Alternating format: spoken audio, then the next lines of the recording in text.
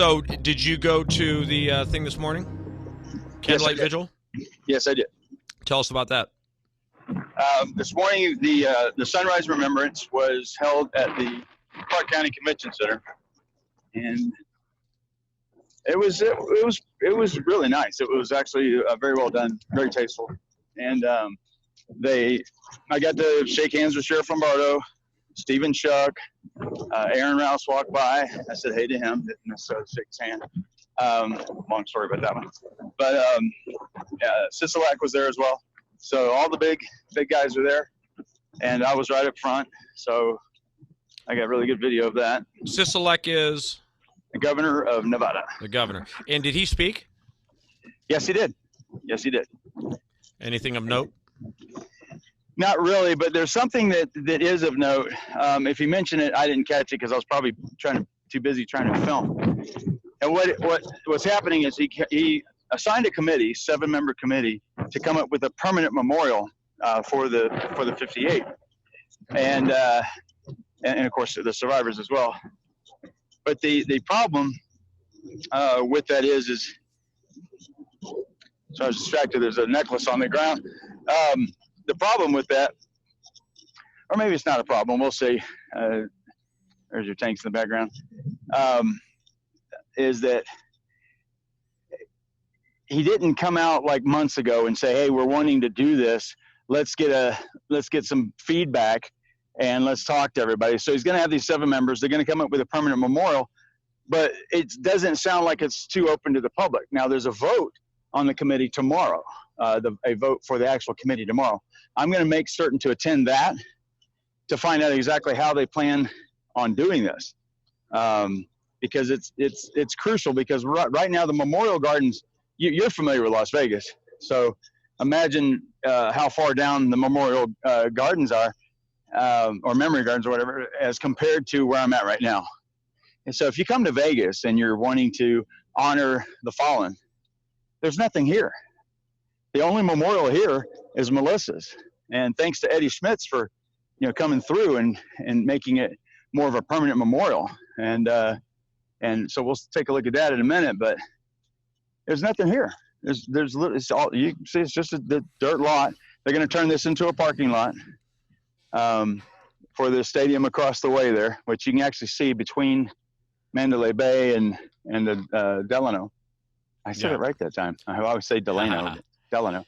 Yeah, so I mentioned something about what they've reported that they're going to do with the location on my episode that went out this week, which is that first it's going to be a parking lot for the Raiders, but the ultimate plan is some type of a sports / community facility that was supposed to contain a memorial.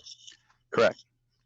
So when they talk about, that's my understanding too. The only thing is that it's kind of like an afterthought. If you read the article, the way it was written and the way it was put out there was kind of like, oh, we're going to do this, we're going to do this, we're going to do this. Oh, and they didn't say they were going to put it there. They said that they would be open to listen to ideas about putting a memorial there or what have you. They didn't say they're going to foot the bill, nothing like that. So now this governor's committee, is that just assumed that the memorial they're talking about would be at the site or not necessarily? Nope, it's we know nothing. There's no information on that yet. I'd like to speculate that it would be natural to be here. I can tell you this: there's a few people that are on that committee that I'm familiar with, and I know that they're going to push for it to be down here. They can still keep the other one. Don't get me wrong. I mean, that's its own. It has its own feeling. It's its own. Its own. I'm lack of words here on this one. But basically, that area is set up in such a way, according to the person that designed it, to be like mom's backyard, mom's garden, that kind of thing. So anyone can come. You can plant anything you want. You can add stuff to the memorial and things like that, which I like that. I do like that idea. The problem was they weren't really taking care of it. And so, again, Eddie Schmitz, he was going out of his way. He lives here. And he goes down there. He was down there several times a week, just clearing out weeds and doing everything that they probably should have done. But of course, their claim is they didn't want to maintain it because they wanted it to be like a mom's garden. And I guess moms don't maintain their gardens. I don't know. Not very wise. So I read that some of the victims are not real thrilled about it being used as a parking lot, at least until the other thing is built. And I tend to agree with that.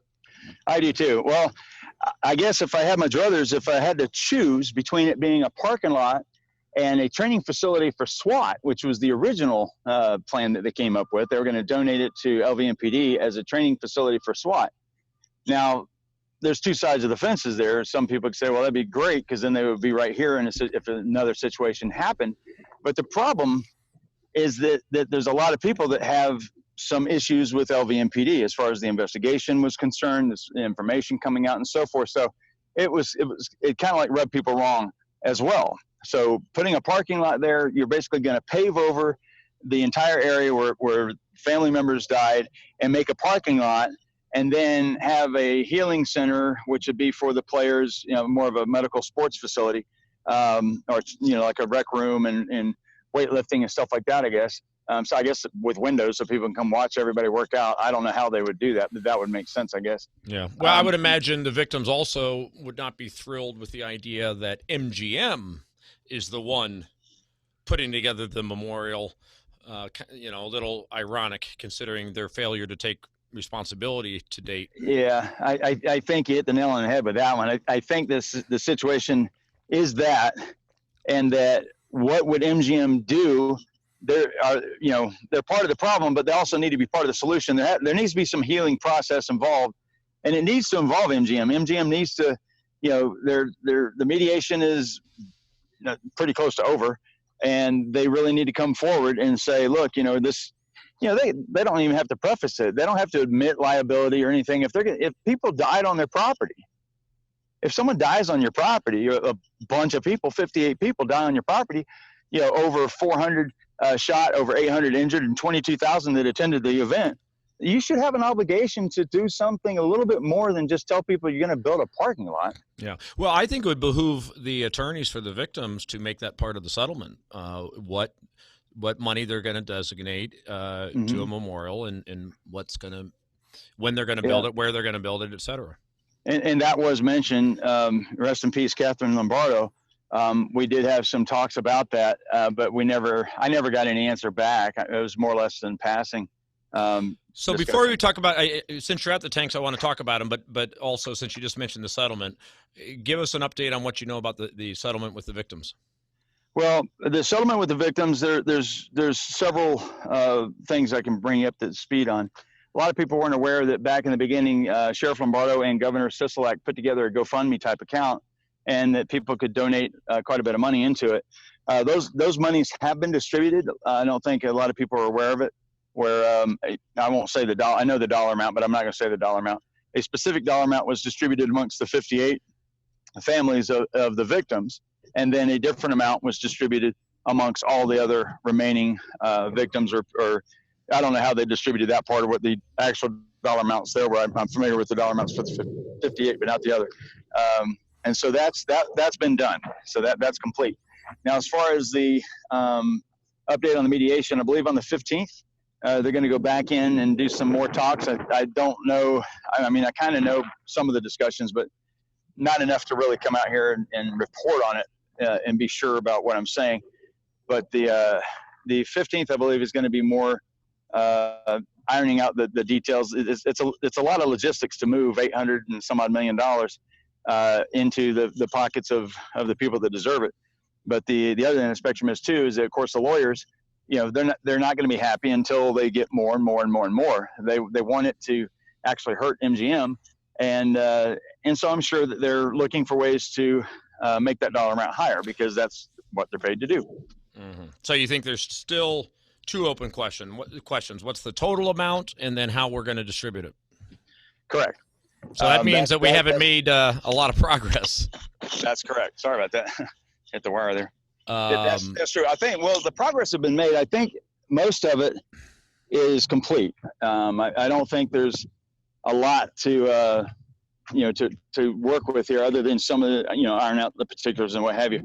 But I mean, you're a lawyer. You know how long that could take. They could drag that out for another year if they wanted. But it's been 2 years. So, and, the lawsuits of, there's a lot of settlements that are out there, and there's people that are probably wanting to take it individually. So, yeah, the sad part is, to the extent people need money, they needed it ASAP, not 3 years down the road. Right. Okay, so let's talk about the tanks. That's interesting. I've never been in. That's actually airport property, right, where the tanks are? Yeah, so I'm going to get up right close to them until they kick me out. Okay, and I think, if I'm remembering correctly, the last time we did an episode together, you said some interesting things, if I'm remembering correctly, about the tanks. And yes, I did. Was he or was he not attempting to hit them, et cetera? Remind us about that. Stephen Paddock, the alleged shooter, the person we don't have the ballistics on, the person we can't put the guns in the hands of, the other side's going to love that. He was not shooting at the tanks. If you look at the tank behind me, I'm going to pan it up here a little bit. If I can get the thing to work. Let's go that way. So that white patch that you see there, that was where the shot was. That's shot number 7 or 8 from room 134. And the situation that you're looking at with the tanks is that everybody thought he was just shooting at the tanks. Well, Mandalay Bay is right there. How many yards would you say that is? 2,000 or 2,000 feet. Or 2,000 feet. So how hard of a shot is that? I can make it. I can make it with my eyes closed. The problem is that a lot of people were claiming it's a 308 shot. You can, once you test for your range and elevation, you can hit these targets. I mean, there's no reason why I wouldn't hit it. But the problem is that he wasn't shooting at the tanks, because if he would, Stephen Paddock was a very intelligent man. That is a fact. And given that, I seriously doubt that he was shooting at the tanks. What he was probably shooting at, which I won't show you, and I'm looking at it, is an object that's beside the tanks or near the tanks. And what happens is this: you could shoot at these tanks all day long. I could stand right here with a fully automatic rifle and just launch shots into these tanks. They're not going to explode. What's in the tanks, is you can see on the sign there, if I get closer here, you're going to see a sign that says Jet A, unless it's backwards because of the way the camera does. But that's Jet A fuel. Jet A fuel is basically kerosene, and it has to be atomized in the air before it'll work. That's how jet engines work. They basically spray fine mist into the jet engine and then ignite it, and then that goes out the back. That's where you get your thrust. And you're not going to get that by just burning it. You could take a torch you could put it in a jar, take a torch to it, throw matches in it. It's not going to ignite. So what you have to do is hit something else.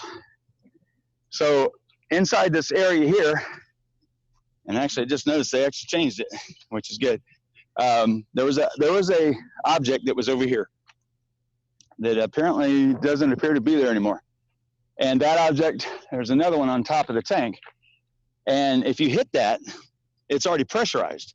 So the fuel inside that chamber would spray into the air, and then your next shot would ignite it. The first shot wouldn't ignite it. The next shot would, because he was supposedly, and we're still not 100% certain on the exact, because we don't have the ballistics yet. I mean, I kind of know what rounds he was shooting, but we're not 100% certain that he was shooting the incendiary heads, which would cause that to ignite if he actually hit that. What is the structure that you're talking about? What would you call it?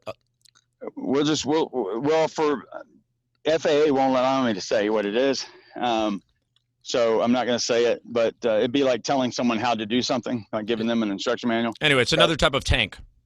Well, it's a pressurized. It's to get the fuel from the tank to the designation of where the tank's going to go. And how hard would that have been to hit? That would have been quite a bit harder. In fact, he never hit it. That's what he was aiming at. And you can't really see here. And this thing's, whenever I turn this thing on, it wants to not. Let me see if I can press it. There we go. Now I can do it. I had to press another button.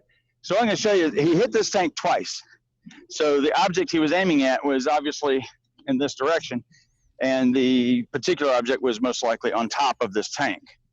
Did the bullet actually puncture the tank? Yes, it did.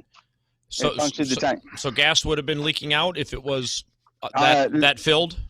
These tanks are built like the Titanic in that it's a double hull. So you have an inner tank and outer tank. So if the outer tank is struck or something happens to it, or a car crashes into it, or even a plane crashes into it, it's probably not going to do much. Well, if a plane crashes into it, it'll probably do some damage. But the tank itself is a dual layer. So if it hit, the inside fuel would run into the middle cavity in between the two tanks. I don't know if you can see it there, but if you look up, you'll see the patch here, which is where that one hit is. But if you look at the lip, you're going to see another small patch. Do you see that? Yeah, right toward the top, just top right of the other patch. Yeah, right at the lip. So that there, and if you follow this trajectory straight over, it's a direct hit from that floor. A lot of people said he couldn't hit that lip, and now we believe he had armor-piercing bullets, correct? Correct. Well, armor-piercing and/or incendiary heads. They're not. The ballistics didn't specifically say which bullet were these bullets. I mean, we know what they are based on just what he bought from Hague. But do armor-piercing bullets fire just like any other bullet? Yep, they do. And they're just what, a lot more expensive? Well, yeah, they're definitely a lot more expensive, and on top of that, they do a lot more damage. They're made to penetrate, different layers, like the different thicknesses of steel. You have armor piercing, which is the specifically designed to pierce metal plates, i.e. a Humvee or APC, armored personnel carrier. Are they legal? Like yes. They are legal. So what is I forget the name of the guy who was charged. Hague. I thought he was charged for selling armor piercing. No, he was, and they're not legal to just sell in the way he was selling it, and that was the issue. But they're legal in some states, not legal in others. They're the laws about the types of bullets he was selling, plus he was making them. It gets a little convoluted when you start getting into that area, which is why the case is being dragged on, because there's a lot of other circumstances. And so that case is still pending. Correct. And correct. The only reason that Paddock would have bought armor piercing would be because of these tanks, right? Is there any other reason we could think of why he would have armor piercing? That's the only reason. Unless the only other reason is if he had picked a different target, such as a police officer or someone in a car or something like that. But he only fired 8 shots, and all 8 shots went this direction. The first 5 shots came this direction. They all missed. The fifth shot and the 6th shot were successful in that they hit a target. And shots number 7 and number 8 were done quite a bit later. So from 10:08 till 10:09, that's when the shots made this direction were fired. Now, I originally, as many people thought, when you first heard the first shots at the venue, the very first shots were believed to have been going into the tanks. However, subsequently, everyone was able to find out that that area was not the case, and the area that was being shot into was the VIP area and into the area right in front of the stage. How many shots did he fire initially into the VIP area and center of the stage before he then moved to the tanks? That is a slightly questionable, but it's 6 to 8 shots that were initially fired, and those are 223 rounds. He fired those using the same weapon that he fired with the bump stock, and he was doing single shots. He was basically ranging. You basically fire some shots, and you either do ranging, or the sick-minded thought is that he wanted to actually see through the scope, if he fired the one that had the scope, to see what he was actually hitting. That's closer to what I believe is probably the case. And then once he realized people started running around, he realized, I better start shooting for real. And he stopped shooting the single shots and, went essentially bump stock auto, if you want to call it that way. And, I hate even thinking about or talking about such a sick mind, but right. What would have been his sick thinking about starting with a handful of shots at the festival itself and then moving to the tanks and then moving back? Well, the situation, I mean, turn it around this way here. Metro's finest driving around. I'm sorry, say the question again. I apologize. Putting your head into his sick head, what could have been his thinking behind starting with, a few random shots at the festival, then moving to a few random shots at the tanks, and then back to the festival?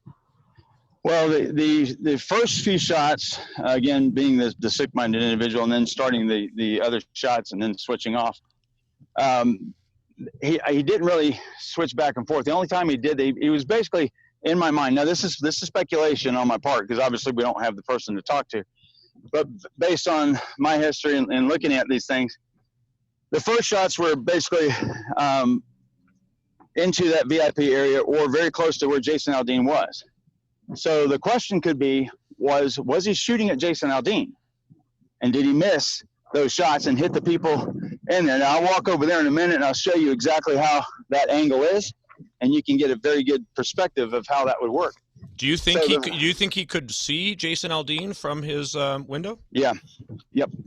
Absolutely. At least he could see the place he was, because the way the stage is you know those little bars that go up, the angled bars that look like the I can't remember the proper term for them, but like DJ booth type stuff. Those are around the perimeter of the stage, and then you have basically graphics that are painted over some form of fabric that covers the rest of it. It's not really a solid structure. So he would just have to estimate where he thought Aldean would be and then fire into it. Now, that may be the case, because I don't think I've ever said this before. My room, when I was originally here, I was in the 200 wing, 32219, and I could see where if he was in 32135, that angle would be okay to try to see onto the stage. The problem is if he would have been in 3221 or 32235, Jesus, let me get my bearings straight. 32235, which is at this end. Let me point at the building here so you can get an idea. All right, so we have Mandalay Bay here, and this side here is your 100 wing. This side here is your 200 wing. Now this is inverted on this, I believe, because of the way the camera does. But the angle from 32235 may actually have given him a better shot at the stage. But remember, the 200 wing instead of the 100 wing. Correct. Which is actually a little bit further away, though, right? Not by much. It is, but it's negligible. It would not really change much. Well, I believe that if I'm remembering correctly, it's believed that he was scoping things out with his girlfriend 6 months prior, approximately. Yep. And she recalls him acting very odd and spending a lot of time looking out the windows and so on. And if I remember correctly, I think that he was in the 200 wing at that point. That's correct. Not the 100 that is correct. Wing. And I believe that's why he was kind of upset that it ended up being the 100 wing that he went to.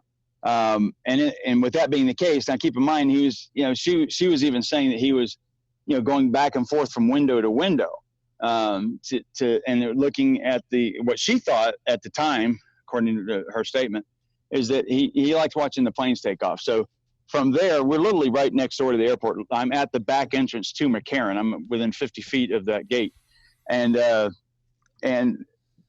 from this location, she thought he was just watching the planes take off, but then she could tell there was something a little off. It was obviously off enough for her to remember it. Right. Yep. Now, he knocked out, as we know, 2 windows. What was one of them knocked out, do you believe, solely so that he could shoot at the tanks, or do you think he also shot out of that window at the crowd?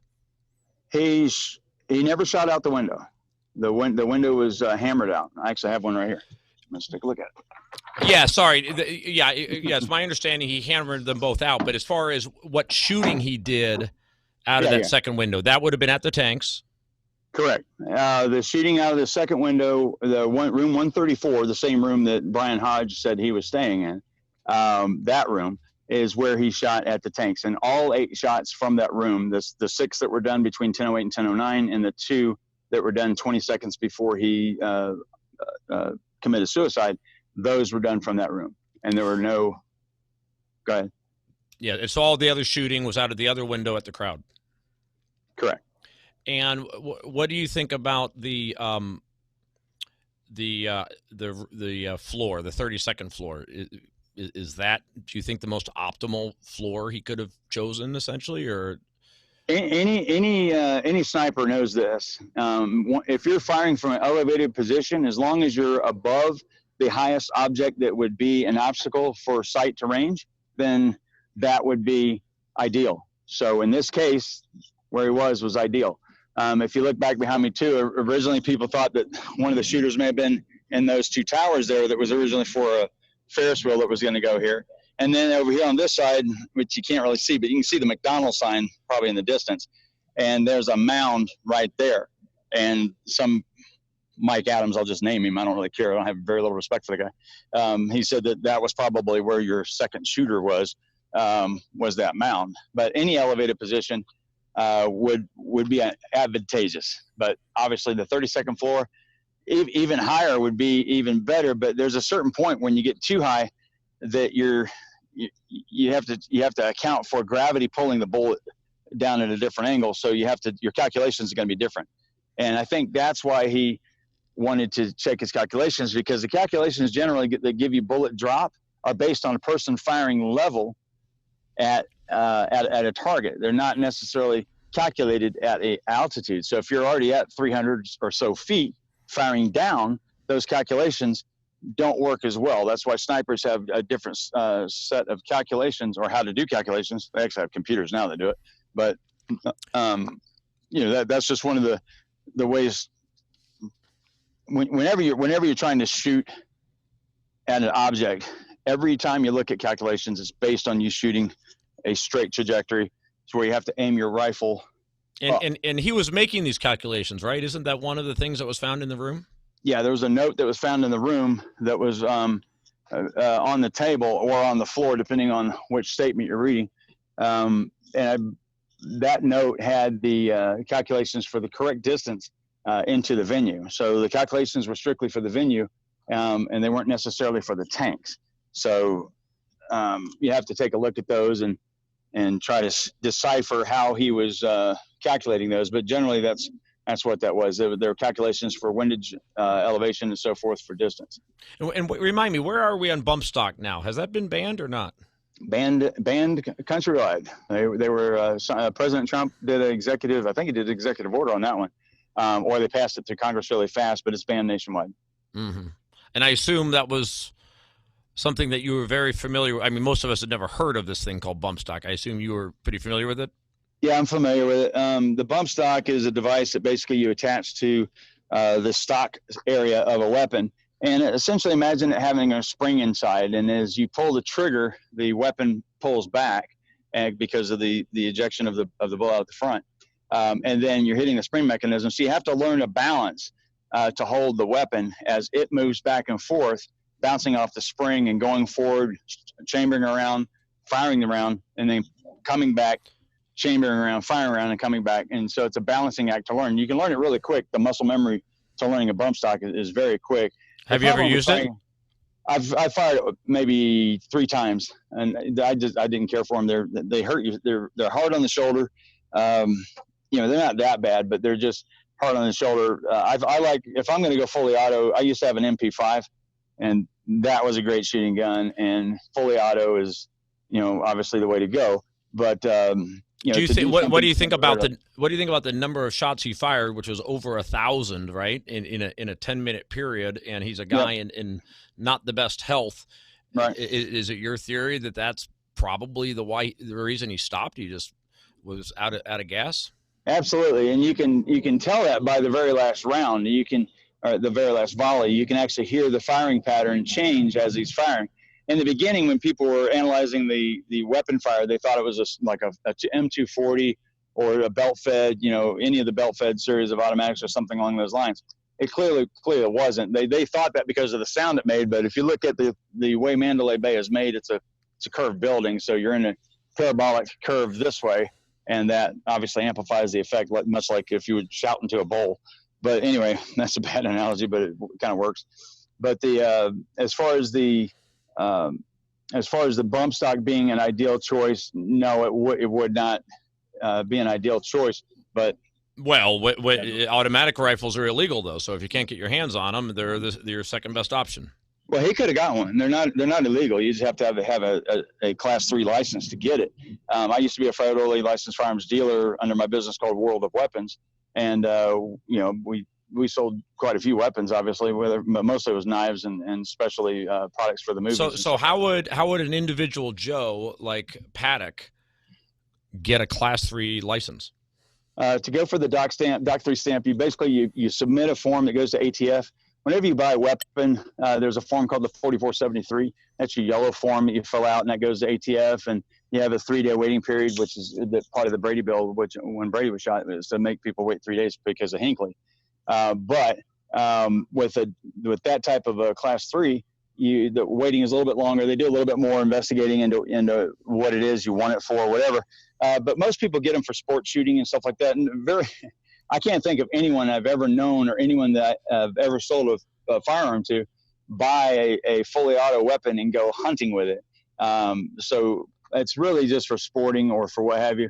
But, this is the United States, and, you got two sides of that coin. Like, why would someone even need that to even go do sport shooting? I mean, it just doesn't make a lot of sense to a lot of people. But for the person that wants to do it, it makes a lot of sense to them. It's a free country. They want to do it. They should be able to do it.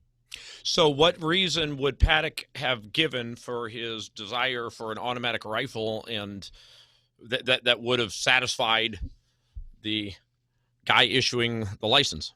Well, that would call for speculation on our parts, but if he did do it, it would be normally for sport shooting or of some sort. That's what it would be. But that's it? You just got to say, I need it for sport shooting, and then as long as you pass a background check, meaning you got no convictions, you get it? Check the box. You good. Wow, I didn't know that. I don't know if everybody else knows that. We keep talking about banning semi-automatic rifles. I had no idea that it's just well. They should ban the semi-fully automatic rifles. If you listen to the Democratic side, they've been using that term quite a bit. The semi-fully automatic, which is not even possible. It's just they're using the wrong term. But yeah, semi-automatic, you have to actually do something to make the weapon fire each time. Right. So, that's a little different. Let me ask you this. All the other shootings, and I decided to look it up, and it looks like, according to Wikipedia, that since the Vegas shooting, so in the past 2 years, 16 shootings where 10 or more people were injured or killed, and over 30 where 3 or more were injured or killed. But in all those shootings, did any of them involve automatic rifles, as far as you know? Okay. Well, the answer to that is basically this. It doesn't matter how many are automatic or what have you. The question that most people have an issue with is the fact that it's an assault type rifle and the number of rounds that it can fire. But can't you fire a lot more quickly with automatic? Yeah, of course, but you're less accurate. So now the situation with Paddock, obviously, is that he was firing into essentially a fishbowl is the analogy to use. And so that gave him, the amount of carnage, and without choosing a better word, is a lot higher because he could just shoot and spray, or it's called spray and pray, or right. Shoot and spray. But I mean, that would be a reason to prohibit potentially automatic rifles, because if you're talking about shooting into a crowd, you're going to do a hell of a lot more damage. Yeah, but you have to be real careful about that, because think about what Hillary Clinton said. Her first things were to ban weapons with silencers and ban. It's like there was no silencers on any of the weapons that were used here, and that was the first thing she said. So a lot of people jump on the bandwagon to ban things because one person or what have you. If you look at all the shootings that happen in the United States each year and compare it to the number of shootings in a mass shooting and the specific weapons that are used, you're probably going to find that the numbers are pretty well skewed. It's just that whenever something like this happens, and I'm not making an excuse for any of this. I mean, it's horrible no matter what. But the situation is kind of, it's easy to jump on the bandwagon to ban something when an event like this happens. Well, but you're confusing me, because you're saying that we've banned bump stock, at least through an executive order. Yep. Yet there's no ban on automatic. Well, it's a lot harder to buy an automatic. That's the reason for the bump stocks. Back in the day, they used to have a device called the Hellfire trigger, And the Hellfire is actually what was used in the Branch Davidians. In fact, the company that I sold knives to, I don't know if I can, well, I'm going to name the company. It's American Survivalists. They sold the Hellfire triggers to Branch Davidians, and I had just sold them a whole bunch of switchblades. So everybody thought everything was illegal no matter what it was.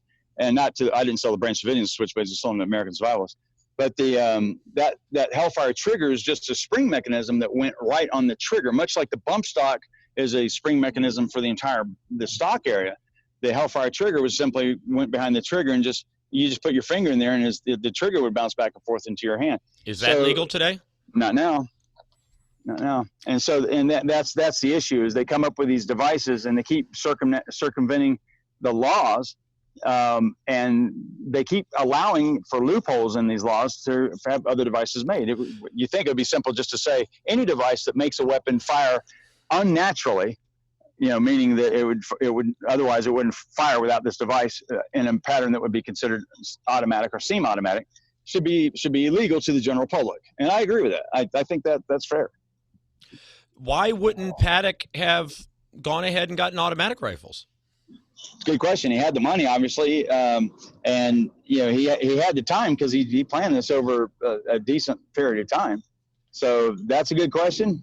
I don't know the answer to that. I can ask Eric and see if he has an idea of what that would be. Yeah. So as long as we're on the issue of all these mass shootings and so on, people clearly there's been a significant increase in them. What's your theory behind why we've seen such a huge increase in mass shootings, and what could be done about it? I think it's a combination of many factors. I think, you have one side that believes video games have desensitized the teens and adults into, viewing this as more of a video game, like one of the Tom Clancy series or something. And so with that in mind, that takes care of your teenage group mainly, because they already desensitize to it as they grow older. So seeing it and fantasizing about it, dreaming it, because I don't know if you've ever played a first-person shooter game, but I used to play them extensively. And back in the id days when id created Wolfenstein and Doom and Quake and all those games. And I can tell you that I would go to sleep, or in the middle of the day, I would daydream about, playing that game. But I never thought of actually doing that in real life. But if you're pissed off and you come home and you want to take out some frustrations, it's better to take it out on a video game than to go down and do this. So that's the other end of the spectrum. So that's one area. The other thing is the United States has a very big problem with mental illness. And if you haven't noticed, a lot of these people have some form of mental illness. Now, they keep diagnosing these people after the fact, but for some of the people, they're diagnosed beforehand, and they're all taking similar medications. And there's another area to look at, and that's something that I think that should be explored. And of course, you're right. Every single mass shooter has been mentally ill. So that gives you 4 times more likelihood right there, just by doubling the population and doubling the number of mental illness. Right, that's true. And there's a lot of differences between, say, the 50s and today. All of the, you didn't have video games and various other things. You didn't have people going and watching these movies and violent movies and stuff like this. The stuff. Yeah, but I used to play War in the backyard. Yep. Yes, you did. And I remember that. I used to come over there to your house all the time. But I got it out of my system. You didn't. That's true. Yeah, I'm still there, but I'm heading across the street here now. The way America has changed over the past 50 or so years. Back in the day, we got behind a bunch of different programs like when the moonshot and things like that, and America could get together. And I've never seen this before. And let me take a look at this. These are the names of the honoring the 58. Nice. Let's hang on, it's chain by the gate here. So, it's, what are those things that are tied to that chain? Each of the chains have a piece of metal on it, and the name of one of the 58 is inscribed on the or written in indelible ink on those. So is that new for today? Do you think? I've never seen it before. That's the first time I've seen it. Is that the it's fenced off, obviously, but that's one of the entrances. Well, to I'm the at festival gate. grounds. I think this is gate 6. Let's see. Hey, I'm pretty good. Yeah, gate 6. Mm-hmm. So this is gate 6. So this is actually where Carlos came out. The 15-minute, the longer video that everybody remembers seeing. This was the gate he came out of. Mm-hmm. But that's I've never seen that here. There's really nothing here. The thing is that they've never put up any, well, other than the plan on doing the memorial. They plan on doing that. But the only memorial that's here is Melissa's, which is right across the way here at the end of Alabama and across the street where I got that video. Let me ask you, since you're there, about snipers. Should there have been snipers there, and if so, where would they have been, and how effective would they have been? Well, that gets into some of the MACTAC and how they're supposed to respond to these types of situations. And what you're looking at with you're probably hearing a lot of wind again. Let me turn around so I can actually talk to you. Putting snipers up is a catch-22 because they have to identify the target, determine if the target is still a credible threat, and then take out the target. If they're really good, then they just take out the weapon. But the main thing is to remove the threat. And and that's what's going to happen from here on out, because some of the changes will be just that. Will be them actually putting snipers in the locations. They actually tried to have a sniper shoot a scenario similar to this. I'm going to try to cover this microphone. Similar to this with a sniper rifle in a helicopter, flying over here over the event, and then hey, janitor just got here. Somebody's coming home. But the way that they're planning on doing that is to have them set up in strategic locations. Now for here, obviously with those 2 towers right there in the background, you can climb up inside there. I actually went inside those the last time or about a year ago. And everybody thought that was a possible place where they were firing from because they believe there were multiple shooters. If there had been snipers on the rooftop of Mandalay Bay, is there any reason? Wouldn't have done anything. Why not? Well, if you're on top of imagine being on top of the building, you're trying to shoot down into room 32. Well, I'm thinking about the other tower or the other wing. Yeah. Well, the thing is the placement of the sniper is obviously the same situation as the placement of the shooter. So both are just as equally important. So you'd have to think like the shooter and determine where is it you want to be. Lower your microphone just a little bit because you're a little too loud there. Yeah. Right. Well, so, I mean, you're looking at the hotels now and knowing where Paddock was. Is there if you had been on a different wing of the Mandalay Bay, or if you'd been on the Delano, would that have made a difference? Delano would have not worked at all because it's essentially behind, and I'm getting closer to the Mandalay Bay, so you'll actually get a very good perspective here in just a moment. Maybe we'll go find some glass.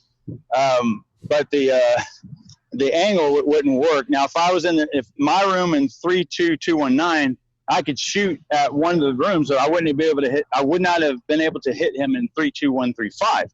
But when he came over to 32134, I probably could have hit him if he was at the window. But he wasn't at the window. He was laying across the bed. So I still wouldn't have been able to hit him. What about the Life is Beautiful festival downtown? We know that he scoped it out a week before the Vegas shooting. I think they just held that festival again. Yeah, they did a couple months ago. Yeah. Now when he was at the Ogden, as he, the question is was this going to be an event at the Ogden? I don't think so. Basically, because he took a number of trips back and forth to Mesquite, back to Mandalay Bay, and he did not do that same thing when he was at the Ogden. So he brought a number of suitcases, whatever, there, and of course at Mandalay Bay, it was a little easier for him because he was more known. And as you saw when I was going up the service elevators, how easy that was to do. He didn't seem to have a problem here. Yeah. What about security for the Life is Beautiful festival? Do you know if they had snipers? Do you know what extra things they put in place? I don't know if they I seriously doubt they had snipers. It's possible. I don't want to say they didn't and they did, but I'll say I would say no, that they didn't. How about extra security in the hotels to make sure nobody's bringing rifles up to their rooms during the Life is Beautiful festival? Well, that's what you would think. The only hotel here that actually went out of their way to make extra security in the last few years is the Wynn. And of course, we saw how well that worked when I went up their service elevators. But the extra security that they put into place since the shooting, now keep in mind when I did the elevator trips the first 27 times before I took Laura Loomer up, then they did a statement that they were going to look at the footage and change the security. Well, they changed their security, and then I did it again. So the problem with their security is they're throwing technology at a human problem. And so what you need to do is have well-trained employees knowing what to look for. And if that would have been the case, it probably would have been different. The number of bags going to the room, the guys helping them load the bags. Well, that should be your next test, is trying to get up to a Mandalay Bay room with three duffel bags. No. But you got to do it.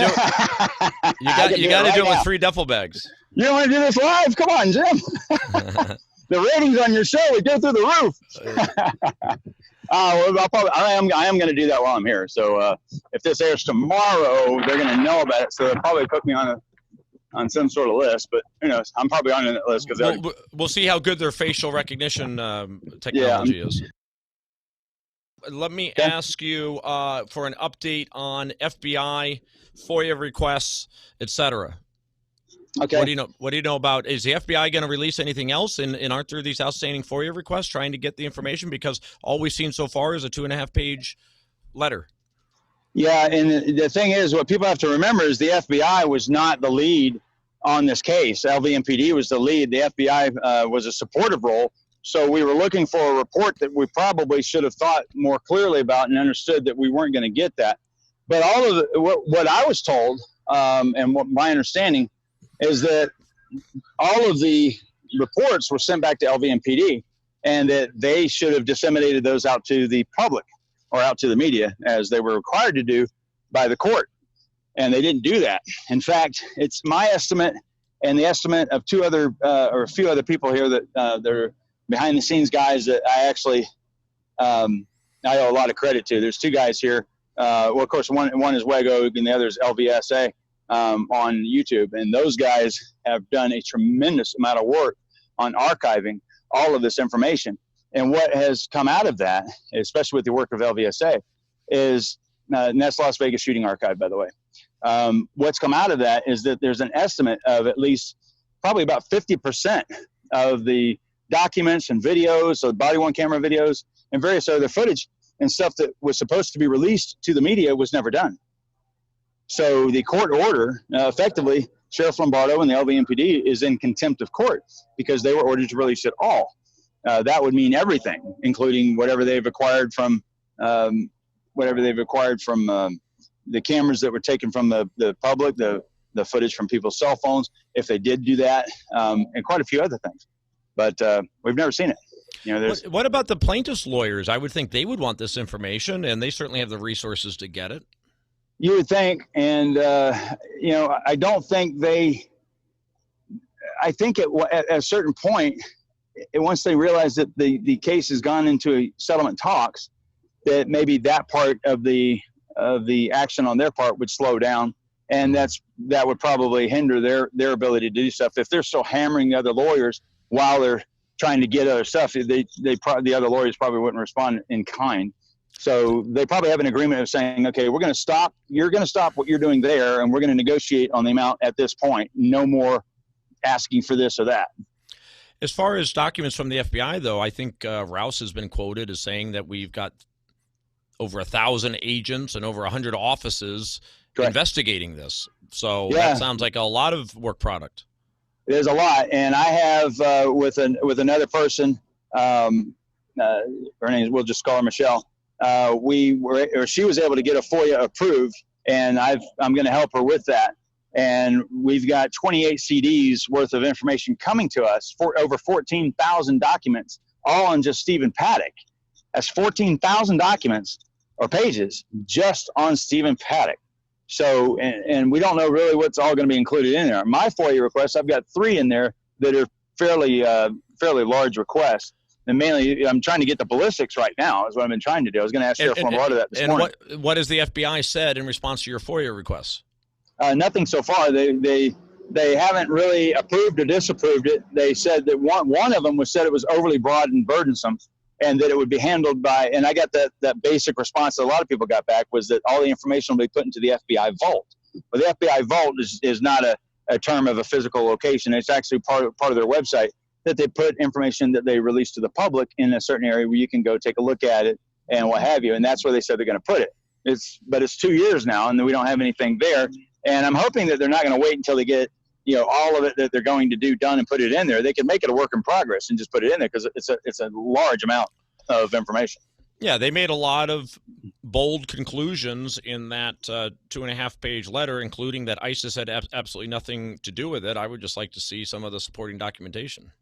Yeah, well, I can back them up on that one. ISIS, in this particular case, I know we talked about a lady that had a different opinion of that, but the intelligence community would be screaming quite a bit. If ISIS had something to do with it, you would have already heard cries come out from the intelligence community of several whistleblowers talking about that particular scenario. It just didn't happen. Yeah, no, there was no chatter. I tend to agree. I'm just kind of curious, because it is so significant that ISIS claimed responsibility twice through official channels, and it turned out that it was bogus. I would love to kind of see, what investigation was done of that and how they just, concluded. Yeah, you'll never 100%. see that.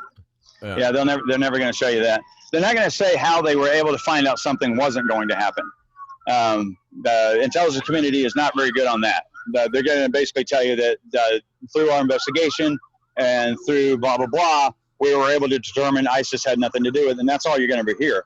They're not going to tell you how they were able to know that they weren't going to do it, because that would tip the hand over to ISIS to say, hey, this is how we find out, and here you go. Which, one of the things a lot of people don't know is that a lot of the intelligence gathering now is done through video games.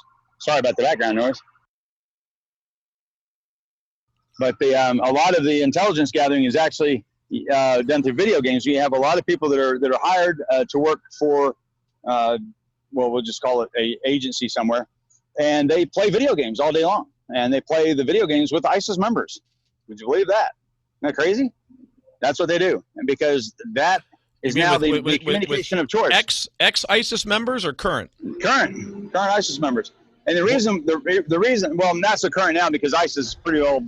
I wouldn't say disbanded, but it's what video game are they playing? They're playing first-person shooters, but the game system is PlayStation, and that's essentially the method that they choose for communication, because it's very hard to monitor communication over a video game channel, because those things are set up and taken down at will, and each one is encrypted. All these different things. So the FBI is listening in on it by participating somehow in the back channels of those games.